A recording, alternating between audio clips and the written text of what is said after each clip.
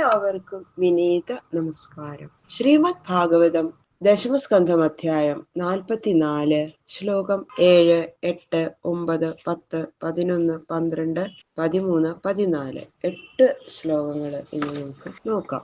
കൃഷ്ണായ വാസുദേവായ ഹരയേ പരമാത്മനെ പ്രണതക്ലേശനാശായ ഗോവിന്ദായ നമോ നമഃ.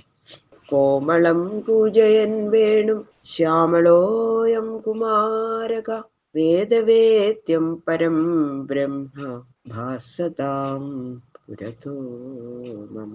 ഓം നമോ ഭഗവതേ വാസുദേവായ. ഓം നമോ ഭഗവതേ വാസുദേവായ. ഓം നമോ ഭഗവതേ വാസുദേവായ. ശ്ലോകം 7. സ്ത്രീകള് എന്താണ് പറഞ്ഞതെന്നത് 10 ശ്ലോകം കൊണ്ട് വിവരിക്കുകയാണ്. മഹാനയം ബതാധർമ്മ യേഷാം രാജസഭാസദാം യേ ബലാബലവ യുദ്ധം രാജ്ഞോന്നിച്ഛന്തി പശ്യതാ. ഞങ്ങൾക്കിത് കണ്ടിരിക്കാൻ വയ്യ. ബലവാന്മാരും ബലഹീനന്മാരും തമ്മിലുള്ള യുദ്ധം ചെയ്യണത് അവിഹിതാണത്. ഈ യുദ്ധം രാജാവിന് ഇഷ്ടമാണെന്ന് കണ്ടാൽ അപ്പൊ സഭാവാസികള് രാജാവിനെ വിരോധിക്കണം. ഇങ്ങനെ രാജാവ് ചെയ്യാൻ പാടില്ലല്ലോ. അങ്ങനെ ചെയ്യാതെ യുദ്ധം കണ്ടുകൊണ്ടിരിക്കുന്ന രാജാവിനെ അനുവദിച്ചും കൊണ്ട് കണ്ടിരിക്കുന്ന സഭാവാസികളായ ഇവർക്കൊക്കെ ഇത് അധർമ്മാണ് ഈ ചെയ്യണത്. ആ രാജാവിന് അത് ഇഷ്ടമായിട്ട് ഇങ്ങനെ അധർമ്മം ചെയ്യണത് നമുക്ക് അധർമ്മമാണെന്ന് മനസ്സിലായിട്ടും രാജാവിനെ അനുകൂലിച്ച് രാജാവിന്റെ വിരോധം സമ്പാദിക്കണ്ടെന്ന് വിചാരിച്ച് അത് കണ്ടുകൊണ്ടിരിക്കുന്നത് തെറ്റാണ്, അത് അധർമ്മാണ്. വജ്രസാര സർവാംഗൗ മല്ലൗ ശൈലേന്ദ്ര സന്നിഭൗ ക്വചാതി സുകുമാരാംഗൗ കിശോരൗ നാപ്തയൗവനോ. തുല്യ ബലവാന്മാരായിട്ടേ പാടുള്ളൂ. തുല്യ ബലവാന്മാര് തമ്മിലുള്ള ഈ യുദ്ധം എന്നത് 5 ശ്ലോകങ്ങൾ കൊണ്ട് തിരിച്ചു പറയണം അവര്. വജ്രം പോലെ ഏറ്റവും ഉറപ്പുള്ള സർവ്വ അവയവങ്ങളും മഹാമേരു പോലെയുള്ള ശരീരങ്ങളും ഉള്ള മല്ലന്മാരെ ഇവിടെ ഏറ്റവും മൃദുക്കളായ അവയവങ്ങളുള്ളവരും യൗവനം പ്രാപിച്ചിട്ടില്ലാത്തവരുമായ ഈ കുട്ടികളെവിടെ?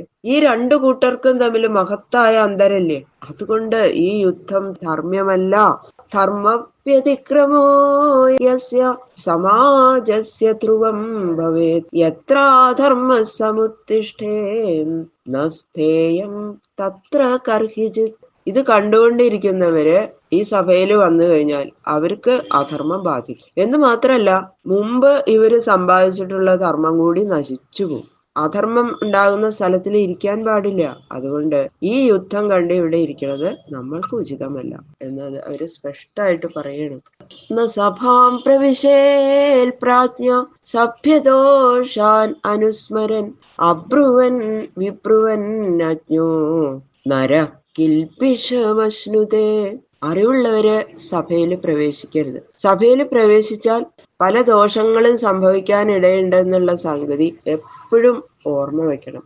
അറിവുള്ള ഒരാള് ഈ സഭയിൽ പ്രവേശിച്ചാൽ അവിടെ നടക്കുന്ന കാര്യങ്ങളുടെ ഗുണദോഷങ്ങൾക്ക് അവനും ഉത്തരവാദിയാകും. തന്റെ അഭിപ്രായത്തില് അവിടെ നടക്കുന്ന കാര്യങ്ങൾ ധർമ്മ്യങ്ങളല്ല എന്ന അറിവുണ്ടായിരിക്കെ ആ അഭിപ്രായം പറഞ്ഞാൽ നടക്കുകയില്ല എന്ന വിശ്വാസം കൊണ്ട് പറയാതിരുന്നാല് അതും പാപമാണ്. സഭയിൽ നാഥനായിരിക്കുന്ന ആളുടെ അഭിപ്രായം അനുവദിച്ച് പറയാം. അത് പറഞ്ഞാൽ ഇഷ്ടപ്പെടില്ല രാജാവിന് എന്ന് വിചാരിച്ച് പറയാതിരുന്നാൽ അത് ധർമ്മവിരോധമായി. പറഞ്ഞാലോ അതും പാപമാണ്. തന്നോട് ചോദിക്കുന്ന കാര്യത്തിന്റെ സൂക്ഷ്മധർമ്മം പറഞ്ഞാൽ അത് അവിടെ സ്വീകരിക്കില്ല എന്ന് ഉറപ്പ്. അപ്പൊ എനിക്കൊന്നും അറിഞ്ഞൂടാ എന്ന് പറഞ്ഞാൽ അതും പാപം തന്നെ. ഈ 3 മാർഗമല്ലാതെ ഗത്യന്തരമില്ല താനും. അതുകൊണ്ട് എന്താ ചെയ്യാ? അറിവുള്ള ആള് സഭയില് പോകാതിരിക്കുന്നതാണ് ഉചിതം.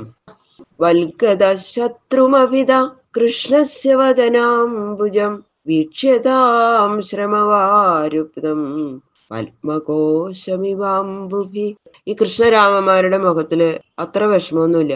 അവര് ദുർബലന്മാരൊന്നും അല്ല, ബലവാന്മാര് തന്നെയാ. അതുകൊണ്ട് നിങ്ങൾ പറഞ്ഞ ദോഷമൊന്നും ഉണ്ടാവില്ല എന്നാണ് നിങ്ങൾ പറയണെങ്കിൽ അങ്ങനെയല്ല എന്ന് ഉറപ്പിക്കാനായിട്ട് ഇതാ നോക്കൂ, അവരുടെ മുഖം നോക്ക്, കാട്ടിക്കൊടുക്കുക.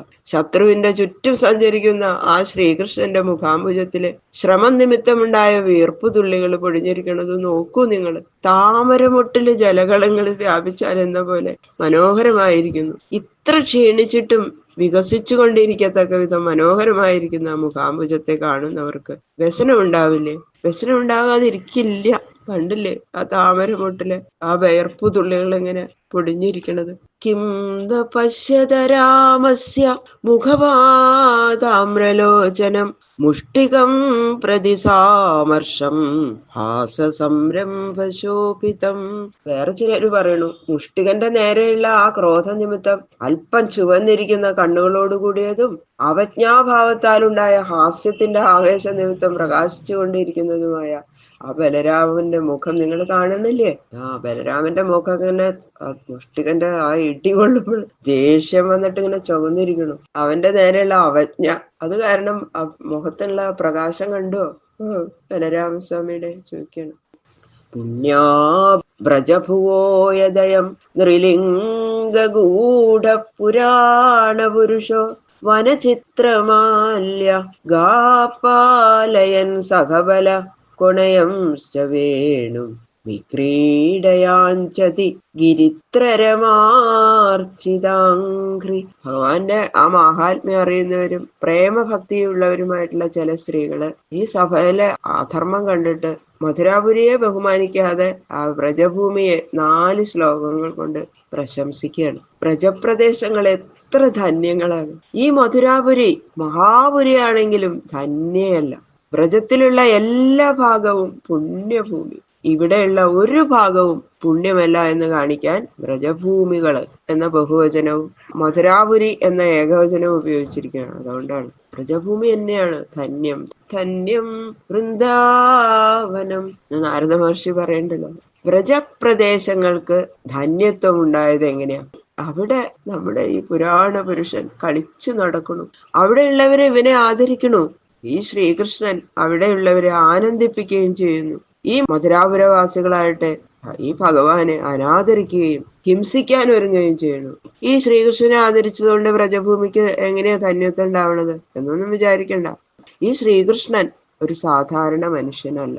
ഇദ്ദേഹത്തിന്റെ മാഹാത്മ്യം എല്ലാവരെയും അറിയിക്കാതെ ഇരിക്കാനായിട്ട് മനുഷ്യവേഷം എടുത്തിരിക്കുകയാണ്. ഏതു കാലത്തും നാശമില്ലാത്ത ഈ പുരാണ പുരുഷനെ ബ്രഹ്മാവ്, മഹാദേവൻ മുതലായ ദേവശ്രേഷ്ഠന്മാരും മഹാലക്ഷ്മിയും കൂടി പൂജിക്കണം. അവർക്ക് കൂടി യഥേഷ്ടം ഈ ശ്രീകൃഷ്ണനോടുകൂടി ക്രീഡിക്കാൻ സാധിക്കുന്നില്ല. വ്രജവാസികള് ഈ കൃഷ്ണനോടും ഈ കൃഷ്ണൻ വ്രജവാസികളോടും ചേർന്ന് ഇഷ്ടം പോലെ കളിക്കണം എന്ന് തന്നെയല്ല, സർവചരാചരങ്ങളെയും ഒരുപോലെ ആനന്ദിപ്പിക്കുന്നു. വേണുഗാനം പുറപ്പെടുവിച്ചുകൊണ്ടും ഈ കൃഷ്ണൻ വ്രജത്തിലെ പശുക്കളെ പരിപാലിച്ചുകൊണ്ടും ആ ഭൂമിയിൽ പലയിടത്തും സഞ്ചരിക്കുന്നത്. ഇത് എത്ര ആശ്ചര്യമാണ്! എന്തൊരു ഭാഗ്യ വ്രജവാസികളുടെ എന്ന് പറയാൻ. ഗോപ്യസ്തപക്കിമചരൻ യദമുഷ്യരൂപം ലാവണ്യസാരമസമോർത്തുമനന്യസിദ്ധം ദൃഗ്ഭിപ്പിബന്ധ്യനുസവാഭിനവം ദുരാപം ഏകാന്തധാമയശസ ശ്രിയ ഐശ്വരസ്യ. കഷ്ടം, നമ്മൾ പുണ്യമില്ലാത്തവരാണ്. എന്തുകൊണ്ടെന്നാൽ ഈ മഹാപുരുഷനെ അനാദരിക്കുന്നതായിട്ടാണല്ലോ നമുക്ക് കാണാനിട വന്നത്. ഗോപികളാവട്ടെ അധികം പുണ്യം ചെയ്തവരാ എന്ന് ചില സ്ത്രീകൾ പറയുന്നു. ഗോപികൾ ചെയ്ത തപസ് ഏതു വിധത്തിലുള്ളതെന്ന് പറയാൻ സാധിക്കില്ല. എന്തൊരു തപസ് അവര് ചെയ്തിട്ടുണ്ടാവുക! എന്തുകൊണ്ടെന്നാൽ അവര് ശ്രീകൃഷ്ണന്റെ സൗന്ദര്യ സാരമായിരിക്കുന്ന രൂപത്തെ അത്യാസക്തിയോടെ കണ്ടുകൊണ്ടിരിക്കുകയാണല്ലോ. പുണ്യം ചെയ്യാത്തവർക്ക് ആ രൂപം കാണാൻ സാധിക്കില്ല. ഇതുപോലെയോ ഇതിനു മീതെയോ മറ്റൊരു രൂപം ഇല്ല. ഈ സൗന്ദര്യം ആഭരണാദികൾ കൊണ്ടുണ്ടായതല്ല, സ്വതസിദ്ധമാണ്. യശസ്, ശ്രീ, ഐശ്വര്യം മുതലായിട്ടുള്ള 6 ഗുണങ്ങള് ഈ രൂപത്തെ എപ്പോഴും ആശ്രയിച്ചിരിക്കണം. ഇതിനെ എത്ര പ്രാവശ്യം കണ്ടാലും അപ്പോഴൊക്കെ പുതിയതായിട്ട് തന്നെ തോന്നും. ഇങ്ങനെയുള്ള ഈ സൗന്ദര്യ സുധാരസത്തെ അനവരതം അനുഭവിച്ചുകൊണ്ട് കാലം കഴിക്കുന്ന അതിധന്യകളായ ഗോപികൾ തന്നെ നമ്മളെക്കാൾ എത്രയോ അധികം പുണ്യം ചെയ്തവരും എന്നാണ് അവര് പറയുന്നത്. ബാക്കിയുള്ള ശ്ലോകങ്ങള് നാളെ നോക്കാം. സർവത്ര ഗോവിന്ദനാമ സങ്കീർത്തനം. ഗോവിന്ദ ഗോവിന്ദ ഗോവിന്ദ.